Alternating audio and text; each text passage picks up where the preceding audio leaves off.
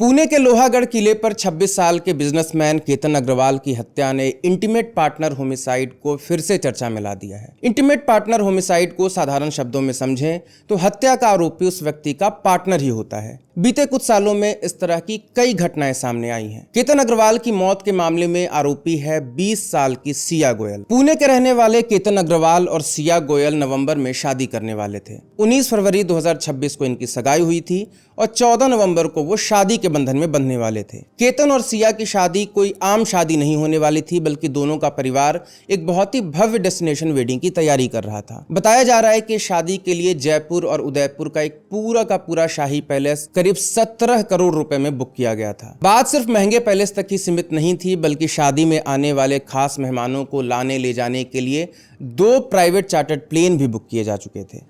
कुल मिलाकर दोनों के परिवारों ने इस शादी को एकदम ग्रैंड और रॉयल बनाने का पूरा प्लान सेट कर रखा था। केतन अग्रवाल पुणे में ही रहते थे और अपने परिवार के real estate business success group में डायरेक्टर और चीफ मार्केटिंग ऑफिसर थे। वहीं बताया जा रहा है कि सिया और 22 साल का चेतन चौधरी, जो कि इस मामले में एक और आरोपी है, पिछले करीब 1 साल से रिलेशनशिप में थे और इन दोनों की पहली मुलाकात एक साथ काम करने के दौरान हुई थी। शादी के मंडप सजने से पहले ही केतन अग्रवाल के परिवार में मातम छा गया है। मशहूर बिल्डर विशाल अग्रवाल के बेटे केतन की पुणे के पास मौजूद लोहागढ़ किले की गहरी खाई में गिरने से मौत हो गई है। प्राइमा फेसी यानी कि प्रथम दृष्टया सबको लगा कि यह सिर्फ एक एक्सीडेंट था, लेकिन जब पुलिस की इन्वेस्टिगेशन शुरू होती है तो सिया गोयल और उसके बॉयफ्रेंड चेतन चौधरी की एक ऐसी खौफनाक साजिश सामने आती है जो किसी क्राइम थ्रिलर फिल्म से कम नहीं थी। पुलिस का कहना है कि इस साजिश की शुरुआत काफी पहले ही हो गई थी।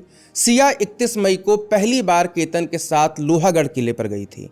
इन्वेस्टिगेशन में यह बात सामने आई कि शायद इसी दिन उसके दिमाग में केतन को जान से मारने और इस पूरे मर्डर को एक एक्सीडेंट दिखाने का आइडिया आया था। मर्डर से कुछ दिन पहले यानी कि 6 जून को केतन और सिया का इंडोनेशिया के शहर बाली के खूबसूरत बीच पर प्री वेडिंग शूट होने वाला था। सिया और केतन के अलावा 2-4 लोग और भी साथ जाने वाले थे, लेकिन जब वो एयरपोर्ट पहुंचे तो अचानक पता चला कि केतन का पासपोर्ट ही गायब है।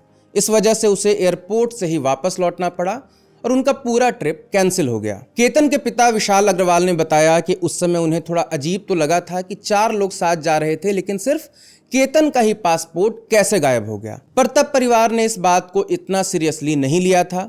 लेकिन अब पुलिस की इन्वेस्टिगेशन में यह बात सामने आई है कि वो पासपोर्ट कहीं चोरी या गुम नहीं हुआ था, बल्कि सिया ने ही जानबूझकर केतन का पासपोर्ट छुपा दिया था ताकि किसी भी तरह से ये बाली का ट्रिप कैंसिल हो जाए। इसके बाद 14 जून का दिन आता है। परिवार का आरोप है कि इसी दिन केतन अग्रवाल अपनी मंगेतर सिया गोयल के साथ लोहागढ़ किले पर घूमने गए थे, जहां सिया ने केतन को किले के किनारे से नीचे खाई में धक्का दे दिया था। लेकिन किस्मत अच्छी थी कि केतन एक पेड़ पर जा गिरते हैं और बच जाते हैं।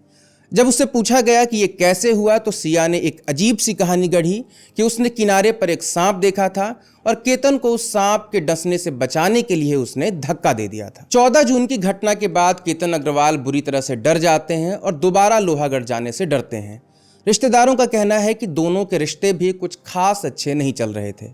लेकिन सिया एक बार फिर 18 जून को केतन को लोहागढ़ किले चलने के लिए मना लेती है। सिया नहीं मानी और उसने केतन को इमोशनली ब्लैकमेल करना शुरू कर दिया। उसने कहा कि वो अपने फ्रेंड्स के साथ अपना जन्मदिन मनाना चाहती है और केतन की मां को भी फ़ोन करके कहा कि वो केतन को साथ चलने के लिए मनाए। केतन आखिरकार कन्विंस हो जाते हैं। परिवार वालों का कहना है कि केतन ने 19 जून को सिया के बर्थडे के लिए खास सरप्राइज प्लान करने के साथ साथ महाबलेश्वर जाने की भी तैयारी कर ली थी। लेकिन 18 जून को जब वो किले पर पहुंचे, अब यहाँ से पुलिस इन्वेस्टिगेशन को हम कोट करना चाहेंगे। पुलिस इन्वेस्टिगेशन में यह बात सामने आई कि इस बार सिया अकेली नहीं थी, बल्कि उसका बॉयफ्रेंड चेतन चौधरी भी उसके साथ आया हुआ था।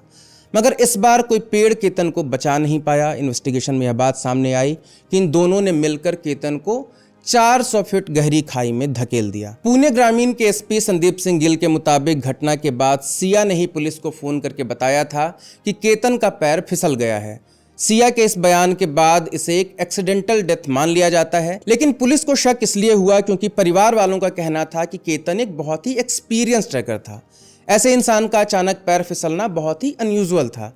और जब केतन के अंतिम संस्कार के 4 दिन बाद सिया उनके घर आई तो वहां केतन की बहन ने सिया से कुछ सवाल पूछे, जिनके जवाब इतने अटपटे और अजीब थे कि परिवार का शक यकीन में बदलने लगा।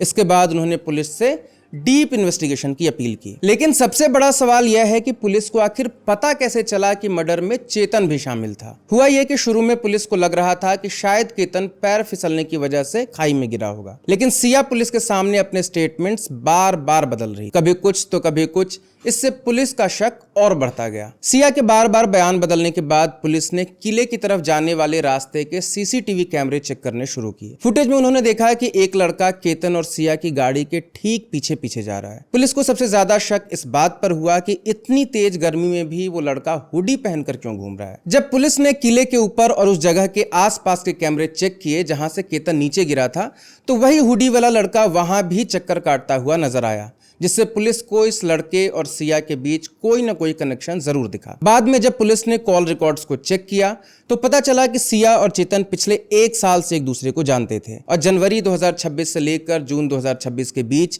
इन दोनों ने एक दूसरे को 2004 बार फोन किया, जिसमें करीब 238 घंटों तक बात हुई। मर्डर के दिन यानी 18 जून को अपनी लोकेशन छुपाने के लिए चेतन ने सुबह 7 बजे से शाम 5:40 बजे तक अपने फोन का इंटरनेट बंद रखा और फोन को अपनी दुकान पर ही छोड़ दिया था। अपने फोन की जगह वो अपने एक कर्मचारी का फोन लेकर लोहागढ़ गया था। जब पुलिस ने उस दिन चेतन के नंबर पर कॉल करने वालों से पूछताछ की तो कंफर्म हुआ कि उस दिन फोन चेतन ने नहीं बल्कि दुकान के कर्मचारियों ने उठाया था। इसके बाद पुलिस ने सिया को बिठाकर जब थोड़ी सख्ती से पूछताछ की तो उसने सबको सच सच उगल दिया। तब जाकर पूरी पोल खुली कि वो हुडी वाला लड़का कोई अजनबी नहीं बल्कि सिया का बॉयफ्रेंड 22 साल का चेतन चौधरी ही था और उसी ने सिया के साथ मिलकर केतन को खाई में धक्का दे दिया था। पुलिस इंटरोगेशन में दोनों आरोपियों ने अपना जुर्म कबूल कर लिया है और माना है कि 14 जून को फेल होने के बाद उन्होंने 18 जून को इस वारदात को अंजाम दिया। केतन के पिता को शक है कि इस पूरी साजिश में सिया के परिवार के बाकी लोग भी शामिल हो सकते हैं। केतन के चाचा विजय अग्रवाल ने रोते हुए दोनों आरोपियों के लिए सख्त से सख्त सजा यानी फांसी की मांग की है। लोनावला ग्रामीण पुलिस स्टेशन ने बीएनएस की धारा 101 के तहत मर्डर का केस दर्ज करते हुए सिया और चेतन को गिरफ्तार कर लिया है।